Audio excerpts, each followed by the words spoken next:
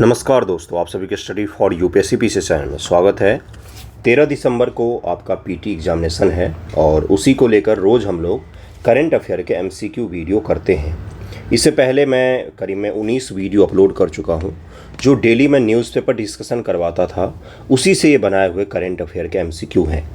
ये मार्केट में उपलब्ध नहीं होगा, ये मैं हमारा ही बनाया हुआ है और हमारे टेलीग्राम चैनल पर आपको इससे पहले के वीडियोज़ के पीडीएफ जो हैं वो अवेलेबल है, मिल जाएगा। ये पीडीएफ जब कंप्लीट हो जाएगा तो ये पीडीएफ भी मैं डाल दूंगा और वो भी आपको मिल जाएगा। एक चीज़ मैं आपको पहले ही बताता हूँ, अब समय बहुत कम है, कृपया करके खूब अच्छे से पढ़िएगा। बार बार मैं रोज़ एक ही चीज़ इसलिए बोलता हूँ ताकि आप ध्यान दें थोड़ा सा पढ़ने पर। ये लाइफ में एक बार वाला मौका है, इतनी सीटें शायद ही आपको अपने जीवन अवधि में दूसरी बार कभी देखने को मिले। एग्जामिनेशन में 2000 सीटें कम नहीं होती है और 18 गुना पीटी का रिजल्ट दिया जाएगा। आप समझ सकते हैं कि कितना बड़ा चांस है आपके लिए सेलेक्ट होने का। कम बच्चों ने ही फॉर्म भरा है तो इसलिए और भी अच्छा रहेगा आपके लिए। एग्ज़ाम का पेपर कठिन होगा, जैसा आयोग के चेयरमैन ने बोला था न्यूज़ मीडिया के सामने कि हम एग्ज़ाम का स्तर आगे बढ़ाने की सोच रहे हैं। उनको ये भी सोचना चाहिए कि 2 घंटे में 150 सवाल सॉल्व करना आसान नहीं होता है। अगर वो स्तर ऊपर करना चाहते हैं तो 100 ही सवाल देंगे तो ही वो सही रहेगा। 15 नवंबर को अगर आप मिलने जाएंगे आयोग से तो ये मुद्दा ज़रूर उठाइएगा। 15 नवंबर को लेकर मैं एक अलग वीडियो आपके लिए लाऊंगा, जिससे मैं समझाने की कोशिश करूंगा कि क्या क्या मुख्य रूप से स्टूडेंट्स के इशू हैं। ओके, चलिए आज का वीडियो शुरू करते हैं। कल हमने टोगो के राजधानी तक का पढ़ लिया था। प्रधानमंत्री मोदी जी से मिले थे तो इसलिए मैंने उसकी राजधानी आपको पूछा था। अगला सवाल है, निम्नलिखित कथनों पर विचार कीजिए। केंद्रीय बजट 2024-25 में लिथियम के लिए सीमा शुल्क छूट का लक्ष्य रखा गया है। लिथियम आयन बैटरी इलेक्ट्रिक वाहनों के लिए मुख्य घटक है। भारत ने लिथियम का निर्यात शुरू किया है हाल ही में। इसका कौन सा है जाएगा करेक्ट स्टेटमेंट? आपसे पूछा गया है क्या भारत ने लिथियम का निर्यात शुरू कर दिया है, तो 8 का आंसर क्या हो जाएगा? केवल पहला और दूसरा सही होगा। भारत के पास लिथियम की अभी जम्मू कश्मीर, राजस्थान और छत्तीसगढ़, इन 3 जगहों पर उपलब्धता है। कहाँ कहाँ पर मैंने बोला है बंधुओं? जम्मू कश्मीर पर है, जम्मू कश्मीर में, और राजस्थान में है और छत्तीसगढ़ में है, जिसमें छत्तीसगढ़ में इसका प्रोडक्शन शुरू हो गया है। जम्मू कश्मीर में हमें बहुत ही बड़ा एरिया मिला जहाँ पर लिथियम मौजूद है, लेकिन अभी हम वहाँ पर प्रोडक्शन शुरू नहीं करवा पाए हैं, उसको अलॉटमेंट नहीं किया गया उस जगह को खान के लिए। राजस्थान में भी अभी प्रोडक्शन शुरू नहीं हुआ है, ये ध्यान रखिएगा। कुछ दिन पहले ही छत्तीसगढ़ राज्य में पहली बार भारत में लिथियम निकालना शुरू किया गया। इलेक्ट्रिक वाहन सहित आपके हाथ में जिस फ़ोन पर आप ये वीडियो देख रहे हैं, उस फ़ोन में जो बैटरी लगी हुई है, या ओला का जो स्कूटर वगैरह आया है, आजकल नया इलेक्ट्रिक स्कूटर आया है, इलेक्ट्रिक वाहन और इलेक्ट्रॉनिक्स डिवाइस में लिथियम आयन बैटरी का उपयोग बहुत ही बड़े स्तर पर किया जाता है। इसलिए पहला दूसरा सही हो जाएगा, तीसरा गलत है। और केंद्रीय बजट 24-25 में ऊर्जा सुरक्षा के एक प्रमुख प्राथमिकता के रूप में पहचाना गया है, जहां लिथियम सहित विभिन्न महत्वपूर्ण खनिजों के लिए लक्षित सीमा शुल्क छूट का प्रस्ताव किया गया है। आयात और शोधन पर भारत की भारी निर्भरता गंभीर चुनौतियां प्रस्तुत करती है, जिसके कारण से मैंने आपको उस समय समझाया था कि दक्षिण अमेरिका के कुछ देश हैं और अफ्रीका के कुछ देश हैं जहां पर भारत सरकार पैरवी कर रही है कि लिथियम मिल जाए। महत्वपूर्ण खनिज वे खनिज हैं जो पर्यावरण को भारी नुकसान पहुंचाते हैं। महत्वपूर्ण खनिज को इंग्लिश में क्या कहते हैं बंधुओं, तो जरा वो भी देखते हैं हम लोग। देखिए यहाँ पर क्या कहा गया, क्रिटिकल मिनरल्स, इसको क्या कहा जाता है? एग्जाम में हो सकता है क्रिटिकल इस प्रकार से भी दे दिया जाए आपको। The critical minerals are those minerals which cause huge damage to environment. क्या ये सही स्टेटमेंट है? अगला है, ministry of mines identify 33 minerals as critical for India's technology and renewable energy sector. जो मिनिस्ट्री है हमारी, उसने 33 क्रिटिकल मिनरल्स की पहचान की है। ये पूछा जा रहा है आपसे, तो इसका आंसर क्या हो जाएगा? सही कथन को चुनिए, तो डी हो जाएगा। दोनों को दोनों यहाँ पर गलत दिए हुए हैं। ये पर्यावरण को नुकसान नहीं पहुँचाते हैं, बल्कि क्या होता है क्रिटिकल मिनरल्स? वैसे मिनरल्स जो हमारे देश के आर्थिक, राजनीतिक, सामरिक इन हितों के लिए बहुत ही आवश्यक हैं, उनको हम क्रिटिकल मिनरल्स का नाम दे देते हैं। उसके एक्सपोर्ट जैसी चीज़ों पर हम बड़ा निगरानी रखते हैं कि किस चीज़ को एक्सपोर्ट करना है इसमें से, किसको नहीं, और उसको इंपोर्ट ही करते हैं अक्सर। जो आर्थिक विकास और राष्ट्रीय सुरक्षा के लिए आवश्यक है, स्ट्रैटेजिक, मैंने इसीलिए बोला सामरिक। महत्वपूर्ण खनिज विभिन्न प्रकार के प्रौद्योगिकियों में अपरिहार्य घटक हैं, जैसे सौर पैनल, पवन टरबाइन, इलेक्ट्रिक वाहन, इलेक्ट्रॉनिक, रक्षा, स्वास्थ्य सेवा, इन सभी में ये काफ़ी इंपॉर्टेंट होते हैं। खान मंत्रालय ने 30 खनिजों की पहचान की है और 30 खनिजों को लिस्टेड किया है किसने, तो माइन जो मिनिस्ट्री है उसने क्रिटिकल मिनरल्स के तौर पर। इसको जरा विशेष रूप से ध्यान रखिएगा, 33 नहीं 30 है ये। ओके, अगले सवाल पर चलते। हाल ही में सारा अब्राहम का निधन हो गया, वह क्या थी, तो कलाकार थी सारा अब्राहम जी, इनका निधन हो गया। अगले सवाल पर चलते हम लोग। मनरेगा के बारे में निम्नलिखित कथनों पर विचार कीजिए। महात्मा गांधी ग्रामीण रोजगार गारंटी स्कीम है ये। इसे ग्रामीण विकास मंत्रालय द्वारा 2009 में लॉन्च किया गया था। इसके अंतर्गत किए गए सभी कार्यों का सामाजिक अंकेक्षण करना अनिवार्य है। सामाजिक अंकेक्षण को इंग्लिश में क्या कहते हैं बंधुओं, इसको कहा जाता है social audit of all works executed under it. इसको सभी को सोशल ऑडिट करना जरूरी है। It provide 33 employment cover to women. इसमें 33% महिलाओं को रोजगार दिया जाता है। ये पूछा जा रहा है आपसे, कौन से कथन सही है यहाँ पर ये जरूर बताइएगा। कल भी मैंने आपको बोला था कि एग्जाम में भी हमेशा ही कोई भी क्वेश्चन अगर आपको कठिन लगे उसको इंग्लिश हिंदी दोनों में पढ़िएगा। शब्दों में कई बार वेरिएशन के कारण आप आसानी से निकाल ले जाएंगे आंसर। खासतौर से सीसेट में, यूपीएससी में इंग्लिश हिंदी में बड़ा फर्क रहता है गुरु। चलिए यहाँ पर आ जाते हैं। 11 का आंसर क्या हो जाएगा, दूसरा तीसरा यहाँ पर सही है, पहला यहाँ पर गलत दिया हुआ है, पहला यहाँ पर गलत दिया हुआ है। ग्रामीण विकास मंत्रालय द्वारा 2005 में शुरू किया गया विश्व का सबसे बड़ा रोजगार गारंटी कार्यक्रम था और सबसे पहला दुनिया में पहली बार कहीं पर कानूनी रूप से ये प्रॉमिस किया गया कि हम आपको रोजगार देंगे, गारंटी लिया गया। और अगर रोजगार नहीं दे पाती है गवर्नमेंट तो आपको बेरोजगारी का भत्ता देती है। ये दुनिया में पहली बार ये एक्ट पारित किया गया था। हाल ही में वेनेजुएला चुनाव चर्चा में रहा है। इसकी राजधानी कहाँ पर है, वेनेजुएला की राजधानी कहाँ पर है, ये बहुत ही आसान सवाल हो गया। इसमें तो आप आई थिंक गलती नहीं करें, कराकस इसकी राजधानी है और ये दक्षिण अमेरिका का देश है। आप मुझे एक फैक्ट बताएंगे, कर्क, विषुवत और मकर, इन तीनों में से कौन सी रेखा यहाँ से गुजरती है, क्या कोई गुजरती भी है कि नहीं गुजरती है, ये उत्तरी गोलार्ध में आता है कि दक्षिणी गोलार्ध में आता है, ये आपको मुझे बताना है। वेनेजुएला के बारे में कल भी मैंने एक सवाल पूछा था आपसे। कौन सा भारतीय राज्य बांग्लादेश के साथ सीमा साझा नहीं करता है, बांग्लादेश में अशांति है, तो जरा मुझे बताइए। मेघालय, असम, मिजोरम और उड़ीसा, कौन सा राज्य है जो बांग्लादेश के साथ सीमा साझा नहीं करता है, तो उड़ीसा हो जाएगा। बड़ा ही आसान सा ऑप्शन दिया था मैंने आपको। बांधवगढ़ टाइगर रिजर्व स्थित है, कहाँ पर है ये, अगला सवाल है। बांधवगढ़ टाइगर रिजर्व स्थित है छत्तीसगढ़, मध्य प्रदेश, राजस्थान और उत्तर प्रदेश होगा। तो इसका आंसर क्या हो जाए, बांधवगढ़ टाइगर रिजर्व। 2 दिन पहले भी मैंने पढ़ाया आपको, चर्चा में रहता है। 14 का आंसर क्या हो जाएगा, ये मध्य प्रदेश राज्य में स्थित है, मध्य प्रदेश राज्य में स्थित है, मध्य प्रदेश में स्थित है।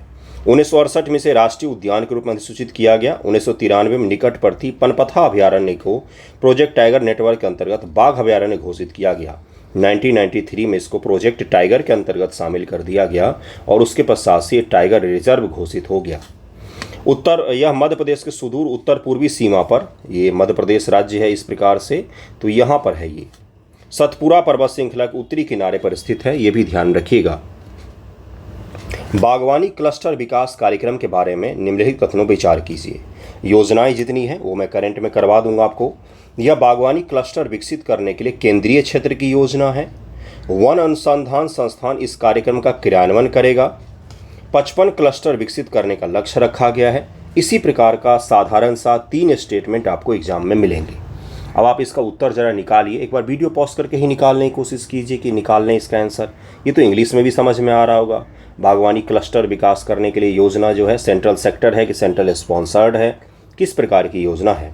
इसका आंसर क्या हो जाएगा बंधुओं, इसका आंसर हो जाएगा डी। केवल 3 यहाँ पर सही है, केवल तीसरा यहाँ पर सही है। कौन सा कथन सही, केवल तीसरा यहाँ पर सही है। देखिए यहाँ पर क्या है कि यह एक केंद्र प्रायोजित यानी कि सेंट्रल स्पॉन्सर्ड योजना है जिसका उद्देश्य चिन्हित बागवानी क्लस्टरों को विकसित कर उन्हें विश्व स्तर पर प्रतिस्पर्धी बनाना है। इसका क्रियान्वयन कृषि और किसान कल्याण मंत्रालय जो एग्रीकल्चर मिनिस्ट्री है उसके द्वारा किया जा रहा है, ये भी ध्यान रखिएगा।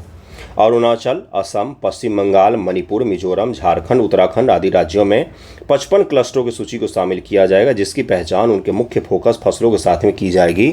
और बागवानी क्लस्टर मिशन जो है, क्लस्टर लगा हुआ है इसमें। क्लस्टर का मतलब होता है गुच्छा, मतलब कि बंचेज। तो इसमें क्या है, तो बहुत सारी छोटी छोटी योजनाओं को इसमें शामिल किया गया है जिसको बागवानी के तहत हम लोग विकसित करने की कोशिश कर रहे हैं। जैसे कई सारे फूलों की खेती को भी इसमें शामिल किया गया है, ठीक ना। तो इसको भी ध्यान रखिएगा। अगले सवाल पर चलते हैं हम लोग। अगला सवाल है, बागवानी फसल के उत्पादन में भारत विश्व स्तर पर दूसरे स्थान पर है। बागवानी फसल योजना चर्चा में था, तो बागवानी के बारे में आपसे पूछा गया है। बागवानी फसलों के उत्पादन में भारत विश्व में दूसरे स्थान पर है या पहले स्थान पर है या तीसरे पर है? पश्चिम बंगाल 21-22 से बागवानी उत्पादन के लिए सबसे बड़ा राज्य था। क्या वेस्ट बंगाल में बागवानी उत्पादन सबसे ज़्यादा होता है क्या? इंग्लिश मीडियम के लिए बता दूं, बागवानी का मतलब हॉर्टिकल्चर हो गया बंधुओं। बागवानी विकास से संबंधित क्षेत्र घट रहा है। भारत में धीरे धीरे बागवानी विकास का क्षेत्र जो है वो धीरे धीरे डिक्रीज कर रहा है क्या? क्या हो जाएगा इसका आंसर?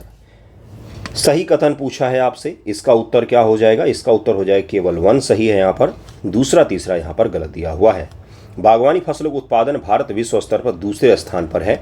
21-22 से बागवानी उत्पादन उत्तर प्रदेश शीर्ष राज्य था, यूपी शीर्ष पर चल रहा है। यूपी के पास बहुत ही बड़ा हॉर्टिकल्चर का क्षेत्र है। उसके पश्चात एमपी और पश्चिम बंगाल रहे हैं। पहले पर अपना उत्तर प्रदेश आ गया, दूसरे पर अपना मध्य प्रदेश आ गया और तीसरे पर अपना कौन सा आ गया? तो वेस्ट बंगाल आ गया। इसको जरूर ध्यान रखिएगा। सब्जी उत्पादन में शीर्ष राज्य क्रमशः पश्चिम बंगाल, उत्तर प्रदेश और मध्य प्रदेश है। कई बार सब्जी उत्पादन में दूसरे राज्य भी टॉप पर आ जाते हैं। फल उत्पादन में शीर्ष राज्य क्रमशः महाराष्ट्र, आंध्र प्रदेश और उत्तर प्रदेश हैं। एग्जाम में जाने से पहले ये रैंकिंग चेक कर लीजिएगा हमेशा। कई बार आंध्र प्रदेश टॉप पर आ जाता है फलों के उत्पादन में, महाराष्ट्र नीचे आ जाता है। ये ranking year by year change होता रहता है, तो कृपया करके एग्जाम में जाने से पहले एक बार इसको जरूर ही देख कर जाएं। जैसे अभी आपका अगले मंथ एग्जाम है, तो अभी ही सर्च कर लीजिएगा इस वीडियो देखने के पश्चात कि कौन सा रैंकिंग में कौन सा टॉप पर है। ओके। 21-22 से बागवानी फसलों का क्षेत्रफल बढ़कर 27.74 मिलियन हेक्टेयर हो गया है, जो लगभग 341.63 मिलियन टन उत्पादन हुआ है। यानी कि धीरे धीरे भारत में बागवानी का क्षेत्र बढ़ रहा है। अगले सवाल पर चलते बंधु। अगला सवाल है, कौन सा अनुच्छेद भारत के समेकित निधि से संबंधित है? समेकित निधि चर्चा में था, तो आर्टिकल 266 हो जाएगा। इसको इंग्लिश में जरूर ही बताना चाहिए मुझे। समेकित निधि को क्या कहा जाता है बंधुओं? तो कंसोलिडेटेड फंड कहा जाता है। आर्टिकल 266 कंसोलिडेटेड फंड कहा जाता है। इसको जरूर ध्यान रखिएगा, ये वेरी वेरी इंपॉर्टेंट हो जाएगा। इस कोष का गठन भारतीय संविधान के अनुच्छेद 266(1) के तहत में किया गया था। प्रत्यक्ष करों और अप्रत्यक्ष करों के माध्यम सरकार को मिलने वाले सभी राजस्व, उधार ली गई धनराशि, सरकार द्वारा दिए गए ऋणों से प्राप्तियां भारत की संचित निधि में जाती हैं। 266 आर्टिकल इसके लिए बनाया गया है। प्रधानमंत्री मुद्रा योजना MUDRA, ये मुद्रा है, चर्चा में रहता है। मुद्रा का फुल फॉर्म है गुरु।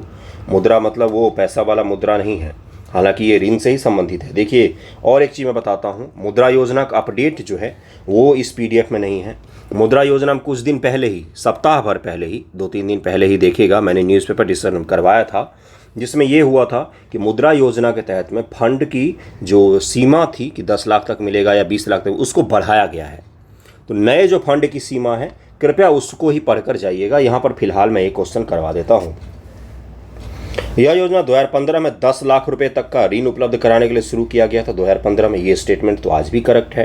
2015 में जब शुरू किया गया तब 10 लाख तक का ही ऋण के लिए शुरू किया गया होगा। यह कॉर्पोरेट और कृषि लघु सूक्ष्म उद्यमों को वित्त पोषित करता है। किशोर ऋण 50,000 तक का है। देखते कौन सा कथन सही है, इसमें कौन सा सही हो जाएगा? तो केवल 1 यहाँ पर सही है।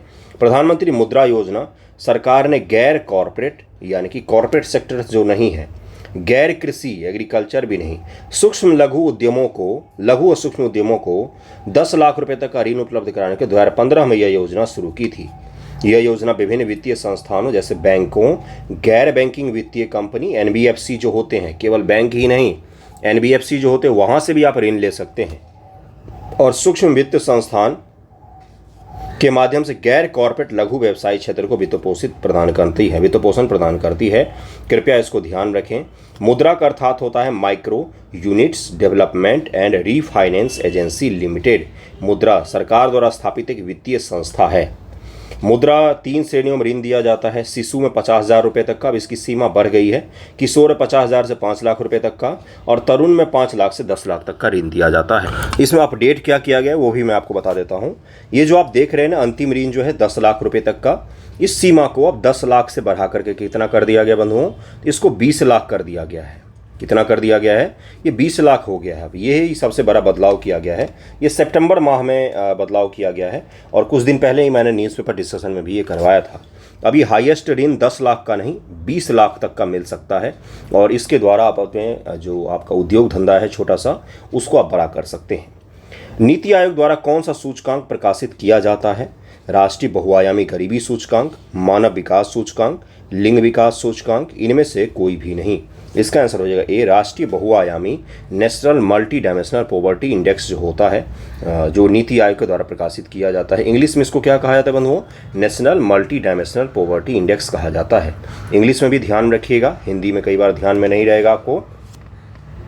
भारत का कार्यक्रम देश को 20% इथेनॉल मिश्रित पेट्रोल से कवर करने का है। कब तक का है?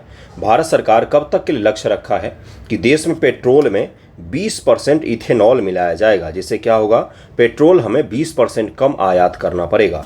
तो ये हमने क्या रखा है, कब तक का लक्ष्य रखा है? ये हमने रखा है 2025 ईस्वी तक का। नेक्स्ट ईयर तक हम देखेंगे कि पेट्रोल जो आप गाड़ी वगैरह में डलवाएंगे उसमें 20% इथेनॉल डला होगा। इथेनॉल के बारे में मैंने कई बार पढ़ाया है। भारत ने 2023 में 20% इथेनॉल मिश्रित पेट्रोल की शुरुआत की और 2025 तक पूरे देश को कवर करने का लक्ष्य रखा है। इथेनॉल उत्पादन के बारे में निम्नलिखित कथनों विचार कीजिए। अब इथेनॉल के उत्पादन के बारे में अगला सवाल आ गया है, जरा इसको स्टेटमेंट को पढ़िए और विचार कीजिए। इथेनॉल को एथिल अल्कोहल के नाम से भी जाना जाता है। इसका उत्पादन केवल गन्ना, मक्का और गेहूं से किया जाता है। दूसरे का आंसर क्या हो जाएगा? केवल पहला सही है। यहाँ पर एथिल अल्कोहल इसको कहा जाता है। एक प्रकार का अल्कोहल होता है जो पीने वाला नहीं होता है, एथिल अल्कोहल होता है। इसका उपयोग किस में किया जाएगा? पेट्रोल में मिक्स कर देंगे, जिससे पेट्रोल की गुणवत्ता पर कोई प्रभाव नहीं पड़ेगा और हमें क्या करना पड़ेगा? पेट्रोल भी कम आयात करना पड़ेगा। और एथिल अल्कोहल जो है ये तो देश में आसानी से बनाए जा सकते हैं। वैसे उत्पाद जिनमें कार्बोहाइड्रेट्स की बहुत ज़्यादा मात्रा होगी उनसे इसको आसानी से बनाया जा सकता है। भारत में इथेनॉल का उत्पादन विभिन्न फीड स्टॉक से किया जाता है, जिसमें गन्ने से उत्पादित गुड़ से लेकर चावल, मक्का और अन्य अनाज शामिल है। ध्यान रखिएगा उसमें कार्बोहाइड्रेट्स होनी चाहिए, उससे उत्पादन थोड़ा आसान हो जाता है। यह कदम जीवाश्म ईंधन पर निर्भरता कम करने की दिशा में एक शानदार कदम होगा। Distilleries dry grains with soluble substances, DDGS English में देखते हैं इसको, DDGS इसको कहा जाता है।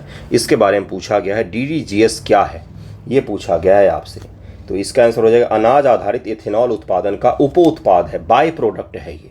अनाज से जब हम इथेनॉल का, एथिल अल्कोहल का उत्पादन करते हैं तो बाय प्रोडक्ट के रूप में हमें DDGS की प्राप्ति होती है। DDGS अनाज आधारित इथेनॉल उत्पादन का एक बाय प्रोडक्ट है। यह अनाज में स्टार्च के किण्वित होने, किण्वन की प्रक्रिया आपने पढ़ी होगी, और इथेनॉल निकालने के बाद जो बचा हुआ अवशेष होता है वही है ये।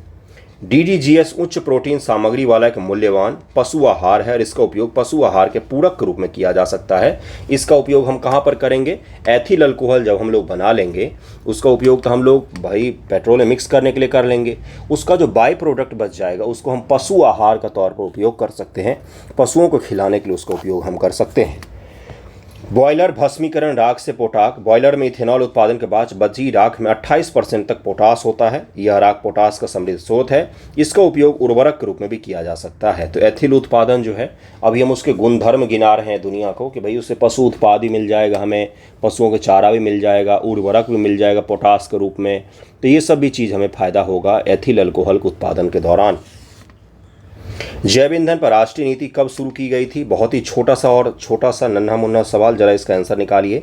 2021, 2018, 2015। इमेजिन कीजिए 13 दिसंबर को आपको यही पेपर मिल रहा है, उस समय आप इसका उत्तर क्या लगाएंगे? जैव ईंधन पर राष्ट्रीय नीति की शुरुआत कब किया गया था? वीडियो पॉज करके इसको अटेम्प्ट कीजिएगा, गलत होगा तो जीवन में फिर कभी भूलेंगे नहीं। इसका आंसर क्या हो जाएगा? 2018 में इसको शुरू किया गया था, जैव ईंधन पर राष्ट्रीय नीति। इथेनॉल उत्पादन में किस उत्पादन का योगदान सबसे अधिक है? किस उत्पाद का योगदान सबसे अधिक है इथेनॉल उत्पादन में? तो इसमें अनाज का बहुत ही ज़्यादा उपयोग किया जाता है। अनाज का एक जो कंसर्न जाहिर कर रहे हैं एक्सपर्ट वो यही है कि खाने के लिए अनाज है नहीं, तेल में मिलाने के लिए अनाज हो रहा है। खाने की कमी है देश में, भुखमरी में भी दुनिया के टॉप देशों में हम नाम आता है हमारा, और ऊपर से हम इथेनॉल उत्पादन कर रहे हैं अनाजों के द्वारा। तो अनाज जहाँ पर खाने के लिए उपलब्ध नहीं है वहाँ पर आप इथेनॉल उत्पादन कर रहे हैं उससे, तो ये भी तो कहीं ना कहीं नैतिक रूप से गलत है। तो इस चीज़ पर भी ध्यान देना चाहिए। हालांकि ये कंसर्न है, सरकार इसका उपाय ज़रूर ही निकालेगी। यह पहली बार भारत के इथेनॉल उत्पादन में अनाज का योगदान 2022-23 में 27% से बढ़कर 50% से अधिक हो गया है। अगला सवाल है, भूले जाने का अधिकार कहाँ से प्रकाश में आया? अंतर्राष्ट्रीय न्यायालय में, सुरक्षा परिषद में, यूरोपीय संघ का न्यायालय में, इनमें से कोई नहीं। राइट टू बी फॉरगेटन, इसको इंग्लिश में भी देख लीजिए क्योंकि इंग्लिश में भी दिया जा सकता है। Where right to be forgotten came into the light, कहाँ से आया था अधिकार हवा में, कहाँ से दुनिया भर में चर्चा में आया था? इसका आंसर क्या हो जाएगा? ये यूरोपीय संघ का न्यायालय जो है उसने सबसे पहली बार इस चीज़ को दिया था, और यूरोप में ये अधिकार लागू है कि कहीं पर अगर आपने अपना डेटा दिया हुआ है तो वो जो संस्थान है जिसको डेटा दिया हुआ है वो आपके पास ये अधिकार है कि आप अपने सारे डेटा को उस संस्थान के सभी जगहों से डिलीट कर सकते हैं। ये अधिकार भारत में अभी भी सही तरीके से लागू नहीं किया गया है। राइट टू बी फॉरगेटन एक मूल अधिकार के रूप में लागू होना चाहिए। ऑनलाइन के दौर में जब हम किसी भी वेबसाइट पर लॉगिन करते हैं तो आपका वो डेटा ले लेता है, लेकिन वो फिर बाद में हटाते नहीं हैं, बेच देते हैं वो डेटा को। तो ये ज़रूर ध्यान रखिएगा। भूले जाने का अधिकार वो अधिकार है जिसके तहत सार्वजनिक रूप से उपलब्ध व्यक्तिगत जानकारी को internet search engine, database, website या किसी अन्य सार्वजनिक माध्यम से हटा दिया जाता है जब ऐसी व्यक्तिगत जानकारी आवश्यक या प्रासंगिक नहीं रह जाती है। तब गूगल स्पेन मामले में यूरोपीय संघ के न्यायालय ने 2014 के निर्णय के बाद से राइट टू बी फॉरगेटन प्रचलन में आया था। तो यूरोपीय न्यायालय ही था जिसने पहली बार इस चीज़ को दुनिया के सामने रखा था। भारत में कौन सा कानून या मामला भूल जाने के अधिकार को मान्यता देता है? तो व्यक्तिगत डेटा संरक्षण विधेयक 2019 जो है इसमें दिया गया था राइट टू बी फॉरगेटन का, लेकिन वर्तमान में इसको लागू आप समझेंगे कि बहुत बड़े स्तर पर किया गया है, वो नहीं हुआ है भारत में। अगला सवाल है, गूगल स्पेन मामला खबरों में था या निम्न में से किससे संबंधित है? तो व्यक्तिगत जानकारी मिटाने का अधिकार जो आपकी पर्सनल जानकारी है, जैसे आपने कहीं पर फोटो अपलोड किया, जैसे बीपीएससी का ही वेबसाइट मान लीजिए, आपने फ़ोटो अपलोड किया, अपना सिग्नेचर अपलोड किया, आधार अपलोड कर दिया, सर्टिफिकेट, कितना सेंसिटिव डॉक्यूमेंट है ये आपको अंदाज़ा नहीं होगा, लेकिन कोई भी मिसयूज कर सकता है। अगर ये लीक होता है तो आसानी से हो सकता है मिसयूज। गूगल ने जीमेल, अगर आपके पास होगा ही, जीमेल ये वीडियो देख रहे हैं तो मैक्सिमम लोगों के पास जीमेल होगा। जीमेल में अब उन्होंने एक चीज़ डाला है कि आपका कौन सा डेटा डार्क वेब पर लीक हुआ है, इसका एक बड़ा ही सुंदर सा उन्होंने डाला है। तो वहाँ पर भी आप चेक कर सकते हैं आपके कौन से डेटा लीक हुए हैं आज तक, गूगल के वेबसाइट पर जाकर। बाकी आपको बीपीएससी की जैसे वेबसाइट है उस पर जो आपने डेटा दिया है, हो सकता है कि अगले साल आप फॉर्म ना भरें या अगले साल से आपका फॉर्म नहीं भरना है, आपका सिलेक्शन हो जाता है, तो आप अपने डेटा को डिलीट कर सकें, ये अधिकार आपके पास में होना चाहिए। यही वो अधिकार है जिसकी हम लोग बात यहाँ पर कर रहे हैं। अगला सवाल देखिए क्या है, यूरोपीय न्यायालय की स्थापना कब हुई थी बंधुओं? तो इसका स्थापना 1952 में हुआ था। यूरोपीय न्यायालय सब एक भी सवाल अगर आता है राइट टू बी फॉरगेटन से एक भी सवाल अगर आता है तो आप कर ले जाएंगे, इसका आंसर सी हो जाएगा। अगला सवाल है, देखिए यहाँ पर क्या दिया, रोम की संधि अनुच्छेद 164 के अनुसार यूरोपीय संघ के न्यायालय को यूरोपीय संघ के कानून की व्याख्या करने और सभी सदस्यों के राज्य की समान भागीदारी सुनिश्चित करने का कार्य सौंपा गया है। भारत में भूल जाने का अधिकार के बारे में निम्नलिखित कथनों विचार कीजिए। पुट्टुस्वामी निर्णय में कहा गया था कि निजता का अधिकार एक मौलिक अधिकार है। पुट्टुस्वामी निर्णय याद कीजिए जिसमें राइट टू प्राइवेसी दिया गया था। भारत के संविधान में किस आर्टिकल में शामिल है राइट टू प्राइवेसी? अगर आपसे ये पूछा जाए तो आप क्या उत्तर देंगे इसका? इस मामले के बाद केंद्र सरकार ने भूल जाने का अधिकार के लिए नया कानून बनाया। वर्तमान में कई उच्च न्यायालयों ने स्पष्ट रूप से भूल जाने के अधिकार को मान्यता दी है। कौन सा कथन सही हो जाएगा? तो सी पहला और तीसरा सही हो जाएगा। दूसरा सही नहीं, केंद्र सरकार ने कोई बड़ा कानून अभी तक नहीं बनाया है। भारत में राइट टू बी फॉरगेटन को विधायी स्वीकृति नहीं मिली है। हालांकि पुट्टुस्वामी निर्णय में सर्वोच्च न्यायालय ने माना था कि निजता का अधिकार एक मौलिक अधिकार है। राइट टू प्राइवेसी एक मौलिक अधिकार है। किस आर्टिकल में आता है? Option A 19, article 19, option B article 21, option C article 18, option D article 22। बताइए मुझे जरा इसका answer. Right to be forgotten, right to जो प्राइवेसी है ये किस आर्टिकल में आता है? पुट्टुस्वामी मामले में सर्वोच्च न्यायालय ने कहा था कि किसी व्यक्ति को अपने व्यक्तिगत डेटा पर नियंत्रण रखने, अपने जीवन को नियंत्रित करने का अधिकार में इंटरनेट अपने अस्तित्व को नियंत्रित करने का अधिकार भी शामिल होगा। जीवन को नियंत्रित करने, इसी में आपका आंसर छुपा हुआ है जो मैंने सवाल पूछा है। क्यूबा मिसाइल संकट चर्चा में है, इसकी शुरुआत हुई थी। क्यूबा मिसाइल संकट अगर आपने वर्ल्ड इतिहास पढ़ा होगा, खास तौर से सेकेंड वर्ल्ड वॉर के बाद, तो आपने जब यूएसएसआर और यूएसए जो पूंजीवादी और साम्यवादी समाजवादी इनका जब युद्ध पढ़ा होगा, शीत युद्ध का दौर, तो उसमें आपने पढ़ा होगा क्यूबन मिसाइल संकट। इसका आंसर हो जाएगा, इसका आंसर 1962 में हुआ था क्यूबन मिसाइल संकट की शुरुआत। 60 साल पहले दुनिया परमाणु युद्ध के कगार पर पहुंच गई थी। इस संकट को क्यूबन मिसाइल संकट के नाम से जाना जाता है। अनुच्छेद 155 निम्नलिखित में से किससे संबंधित है? बड़ा ही चर्चा में रहता है। 155 अनुच्छेद किससे संबंधित है? इसका आंसर क्या हो जाएगा? राज्यपाल का स्थानांतरण, हटाना, इनमें से कोई नहीं। राज्यपाल की नियुक्ति क्या होगा इसका आंसर? आर्टिकल 155 सब भूल जाते हैं। इसका आंसर क्या हो जाएगा? राज्यपाल की नियुक्ति संबंधित है आर्टिकल 155, इसका आंसर ये हो जाएगा। राज्य के राज्यपाल की नियुक्ति राष्ट्रपति द्वारा अपने हस्ताक्षर और मुहर सहित वारंट द्वारा की जाएगी। ये आर्टिकल 155 में लिखा हुआ है। कितना ज़्यादा चर्चा में रहा था राज्य के राज्यपाल, जब मैंने आपको पढ़ाया भी था कि कितना देखिए विवाद है।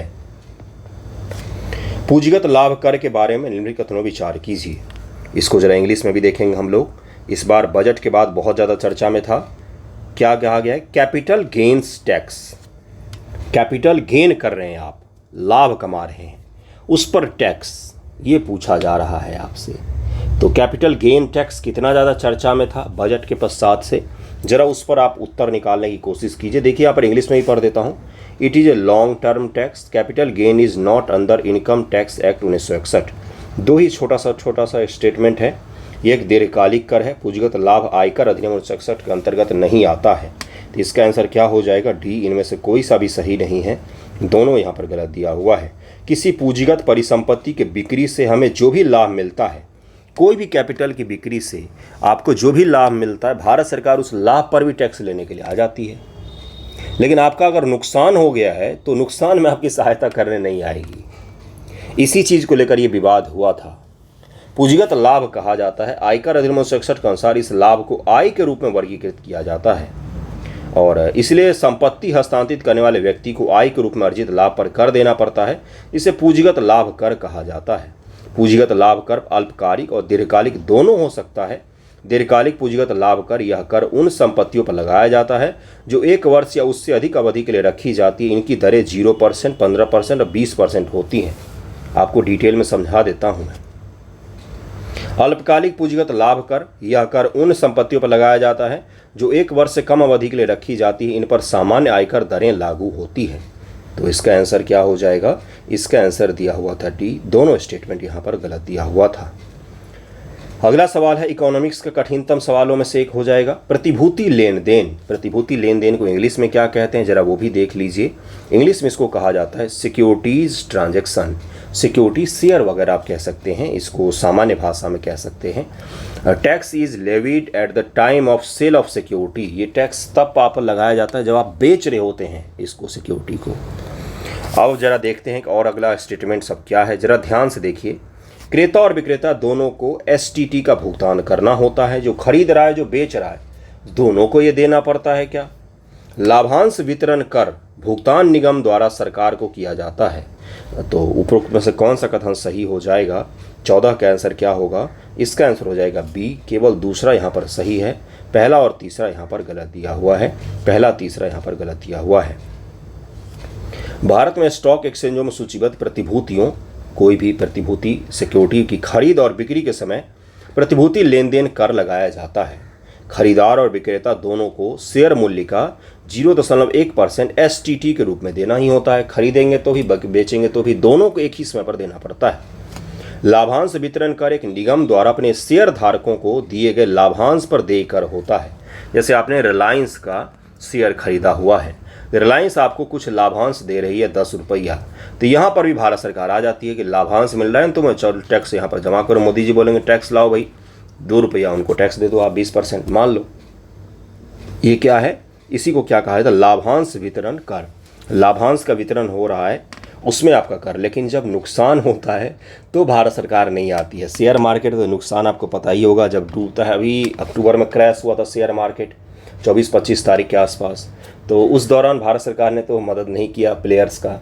लेकिन जब फ़ायदा होता है तो टैक्स लेने आ जाती है। तो इसका ज़रूर ध्यान रखिएगा। एक कॉर्पोरेट इकाई के लिए उच्च लाभांश का मतलब उच्च कर भार है।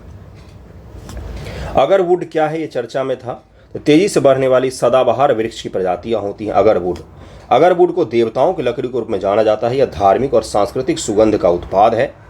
अगरवुड पूर्वोत्तर भारत में पाई जाने वाली आर्थिक रूप से महत्वपूर्ण और तेजी से बढ़ने वाली सदाबहार वृक्ष है। रेन फॉरेस्ट का है ये, और 12 महीना एक ही जैसे रहते हैं। भारत के अलावा अगर वृक्ष का वितरण हिमालय के तराई से लेकर पापुआ न्यूगिनी तक फैला हुआ है। अगरवुड चर्चा में था इसलिए करवाया है। एक्विलारिया मेलाकैसिसिया अगर वृक्ष एक सुगंधित पौधा है।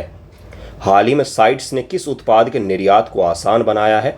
तो अगरवुड को लेकर साइट्स एक संस्था है जो दुनिया भर में फ्लोरा एंड फौना यानी कि पेड़ पौधे और जीव जंतु के आयात निर्यात और व्यापार को देखती है, निगरानी करती है, रोकती है कई बार, और कई बार अलाउ भी करती है। साइट्स नामक संस्था काम करती है जो दोनों के लिए, पेड़ पौधे और पशु पक्षी दोनों के लिए काम करते हैं, है ना।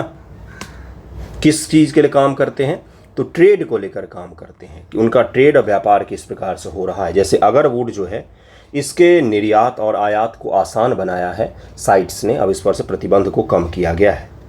CITES यानी कि साइट्स के बारे में भी कथन विचार कीजिए। अब साइट्स चर्चा में है तो इस समझौते का उद्देश्य वन्य जीव और वनस्पति प्रजातियों में सुरक्षित अंतर्राष्ट्रीय व्यापार सुनिश्चित करना है। भारत 1988 से इसका सदस्य है।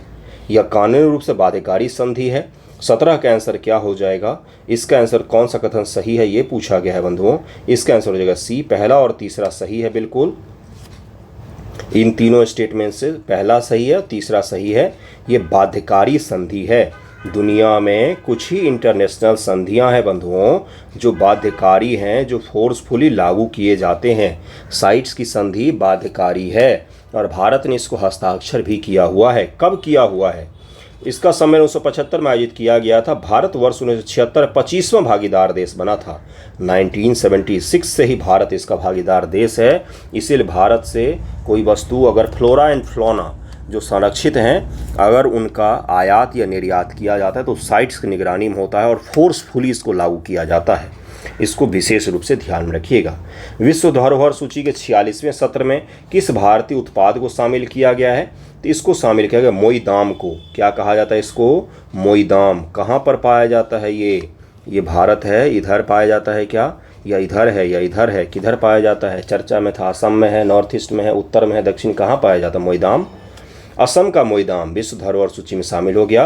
विश्व धरोहर समिति के 46वें सत्र के दौरान अहोम राजवंश, अहोमों को मैंने पढ़ाया है कि भाई दिल्ली सल्तनत आया, ख़त्म हो गया, मुग़ल आए, मुग़ल ख़त्म हो गए, लेकिन अहोम बना ही रहा। नॉर्थ ईस्ट में, बंगाल के पूरब में कोई भी शासक क्यों नहीं घुस पाए? क्योंकि अहोम थे वहाँ पर। मोईदाम को विश्व धरोहर सूची स्थलों से शामिल करने का प्रस्ताव रखा गया। भारत पहली बार जुलाई 2024 में नई दिल्ली में सत्र की मेजबानी कर रहा था और मोईदाम को शामिल किया गया। यूनेस्को के विश्व धरोहर सूची में वर्तमान में 168 देशों की 1199 संपत्तियां शामिल हैं। 1199 संपत्तियां शामिल हैं। मोईदाम क्या थे? तो इसका आंसर क्या हो जाएगा? वे पाल वंश के शाही परिवार के लिए बनाए गए कब्रिस्तान हैं। इसका निर्माण मुख्यतः मिट्टी, ईंट और पत्थरों से किया जाता है। पाल वंश से संबंधित हैं क्या? नहीं, वो किससे हैं? तो अहोम साम्राज्य से संबंधित हैं। लचित बोरफुकन का नाम मैंने आपको समझाया था, याद कीजिए, जिसके नाम पर अब अवार्ड भी दिया जाता है सेनाओं में। तो ये बहुत ही महान कमांडर हुए हैं जिन्होंने मुग़लों की सेनाओं से बहुत ही बड़े स्तर पर इन्होंने मुकाबला किया था। क्या नाम था इनका? तो लचित नाम है इनका, जरूर ध्यान रखिएगा। अहोम के चराईदेव जिले में अहोम साम्राज्य के शाही परिवारों के लिए बनाए गए दफन स्थल 13वीं-19वीं शताब्दी के हैं। वो 19वीं शताब्दी के बाद अहोम शासकों ने हिंदू दाह संस्कार प्रणाली को अपनाया और चराईदेव में अस्थियों और राख के अवशेषों को दफनाना शुरू कर दिया 13वीं शताब्दी के बाद से। अहोम राजवंश की ये दफन प्रथाएं चीन के प्राचीन शाही मकबरों और मिस्र के फाराओं के पिरामिड से तुलनीय हैं। तो इसका जरूर ध्यान रखिएगा। इसको क्या कहा जाता है? इसको कहा जाता है, देखिए ऊपर लिखा हुआ है, दाई मोईदम, मोईदम। ठीक है।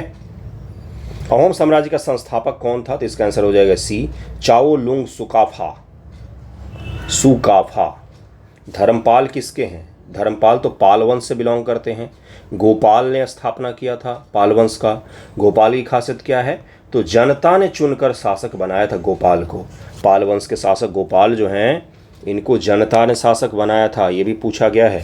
शशांक किस वंश से संबंधित हैं? कल मैंने एक सवाल डाला था शशांक से रिलेटेड यूट्यूब कम्युनिटी में कि गौरवंशीय शासक हैं। गौरवंशीय शासक है बंगाल के, बंगाल का शासक थे गौरवंशीय। जब हर्षवर्धन उत्तर भारत पर राज्य कर रहे थे तो पूर्वी भारत पर शशांक का राज्य था और नर्मदा नदी के दक्षिण पर पुलकेशिन द्वितीय का राज्य था। तो ये भी ध्यान रखिएगा, ये तीनों समकालीन हैं।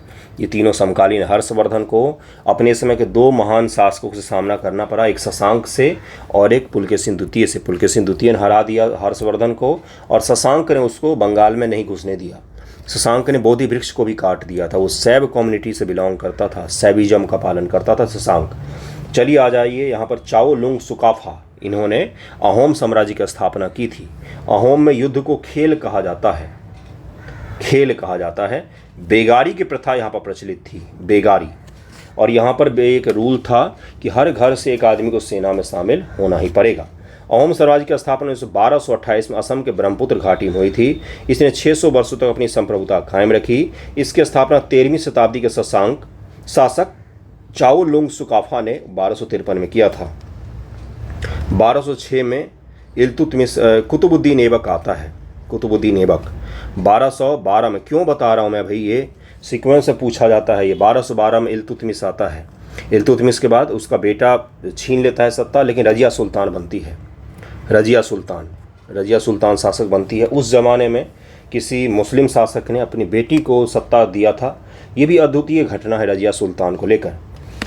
चराई देव उनकी प्रारंभिक राजधानी थी। अहोमों की राजधानी कहाँ था? तो चराई देव, ये भी ध्यान रखिएगा, जो गुवाहाटी से 400 किलोमीटर पूर्व में स्थित थी। अहोम राजवंश ने लगभग 600 वर्षों तक शासन किया, जब तक कि 1826 में यांडबू के संधि के माध्यम से अंग्रेजों ने असम पर अधिकार नहीं कर लिया। 1826 तक, कब से लेकर? तो 1253 से लेकर। अब आप इमेजिन कीजिए, इसमें दो बड़े साम्राज्य, दिल्ली सल्तनत और मुगल, दोनों खप गए उत्तर भारत में, और यहाँ पर ये 600 वर्षों तक बने रहे। अगले सवाल पर चलते हैं हम लोग। आज का वीडियो थोड़ा सा लंबा होगा, संडे है तो आराम से देखिए। यूनेस्को विश्व धरोहर स्थल क्या है? इसका रखरखाव विश्व धरोहर कार्यक्रम द्वारा किया जाता है। विश्व सांस्कृतिक और प्राकृतिक विरासत के संरक्षण हेतु सम्मेलन इस क्षेत्र में एक अन्य कार्य है। तो उपरोक्त में से गलत कथन को चुनिए। इसका आंसर हो जाएगा केवल पहला गलत है, दूसरा बिल्कुल सही है। पहला गलत है। विश्व धरोहर स्थल वह स्थल है जिसे उत्कृष्ट सांस्कृतिक या भौतिक महत्व के लिए यूनेस्को द्वारा सूचीबद्ध किया जाता है। उसका फिजिकल है या फिर कल्चरल एफियरेंस जो है वो अद्भुत है, इसीलिए उसको यूनेस्को हेरिटेज लिस्ट में शामिल किया जाता है। विश्व धरोहर स्थलों की सूची विश्व धरोहर कार्यक्रम द्वारा बनाई रखी जाती है, जिसे यूनेस्को के विश्व धरोहर समिति द्वारा प्रशासित की जाती है। एडमिनिस्ट्रेशन यही है इसका। यह सूची 1972 यूनेस्को द्वारा अपनाई गई विश्व सांस्कृतिक और प्राकृतिक विरासत के संरक्षण हेतु अभिसमय नामक अंतर्राष्ट्रीय संधि से संबंधित है। 1972 का ईयर कितना इंपॉर्टेंट है ना, कितनी सारी चीजें हुई है पूरी दुनिया भर में। हाल ही में सरकार ने राष्ट्रपति भवन के दरबार हॉल का नाम बदल दिया। बदला था ना, गोल हो गया होगा, सब गोल हो गया होगा। क्या रखा है नाम नया भवन का दूसरा नाम क्या रखा गया है? इसका आंसर क्या हो जाएगा? 22 का आंसर हो जाएगा बी, गणतंत्र मंडप इसका नाम रखा गया है। इंग्लिश में भी इसको जरूर देखेंगे हम लोग, गणतंत्र मंडप, यानी कि गणतंत्र मंडप भी इंग्लिश में भी इसको कहा जाता है। इसका आंसर क्या हो जाएगा? इसका आंसर बी हो जाएगा। अगला सवाल है, राष्ट्रपति भवन के अशोक हॉल का नया नाम क्या पड़ा है? तो अशोक मंडप इसका नाम रखा गया है। देखिए, अशोका हॉल था, इसको इंग्लिश में अशोका हॉल कहते हैं। खैर, अशोक हॉल, उसका नया नाम अशोक मंडल पर गया है। और जो दरबार हॉल है, जो मुख्य दरबार हॉल है, उसका नाम क्या पड़ा है? तो गणतंत्र मंडप पड़ा है, मंडप लग गया है। ये कृपया विशेष रूप से ध्यान में रखें। ओके। संसद में निजी सदस्य विधेयक निम्नलिखित मुद्दों पर प्रस्तुत किया जा सकता, निम्नलिखित मुद्दों नहीं होगा, निम्नलिखित दिनों में प्रस्तुत किया जा सकता है, होगा डे होगा यहाँ पर। देखिए, निजी विधेयक मंत्री को छोड़कर, जो मंत्री हैं, भले वो केंद्रीय मंत्री हो, राज्य मंत्री हो, कोई भी हो, मंत्री को छोड़कर किसी भी संसद सदस्य के द्वारा, संसद सदस्य बोला है, लोकसभा राज्यसभा कोई भी, उनके द्वारा कोई विधेयक लाया जाता है उसको निजी विधेयक कहा जाता है। नो मैटर वो भारतीय जनता पार्टी से हैं या किसी और पार्टी से, अगर वो मंत्री नहीं है और वो कोई विधेयक लाते हैं उसको निजी विधेयक कहा जाता है। ये किस दिन प्रस्तुत किया जा सकता है? ये केवल शुक्रवार को ही लाया जा सकता है, ये भी ध्यान रखिएगा, फ्राइडे को ही लाया जा सकता है। हाल ही में किसे ओलंपिक पुरस्कार से सम्मानित किया गया है? तो इसका आंसर हो जाएगा सी, अभिनव बिंद्रा को ओलंपिक पुरस्कार सम्मानित किया गया था। अगला सवाल है, पेरिस ओलंपिक उद्घाटन समारोह भारतीय दल का नेतृत्व कौन करेगा? तो पीवी सिंधु और शरत कमल, इन दोनों ने नेतृत्व किया है। और ये पीडीएफ पूरा एंड हो गया। इस पीडीएफ में बहुत सारे सवाल थे। आप इमेजिन कीजिए कितने पेज का पीडीएफ था ये। तो ये करीब में 93 पेज का पीडीएफ था। इसके सारे मैंने एमसीक्यू करवा दी। इसके आगे के एमसीक्यू भी जल्द, कल ही से शुरू हो जाएगा। डेली करेंगे हम लोग, अगले 10 दिनों में मैं पूरा कंप्लीट करवा दूंगा। रिवीजन भी करते चलिएगा, एक एक वीडियो का रिवीजन भी कीजिएगा, पढ़ लीजिए अच्छे से। थैंक यू सो मच आप सभी का वीडियो देखने के लिए। वीडियो पसंद आए तो शेयर कर दीजिएगा। मेरे हिसाब से बीपीएससी के लिए इससे अच्छा करंट अफेयर आपको कहीं पर भी नहीं मिलेगा, कहीं पर भी नहीं मिलेगा। Okay, thank you so much आप सभी का।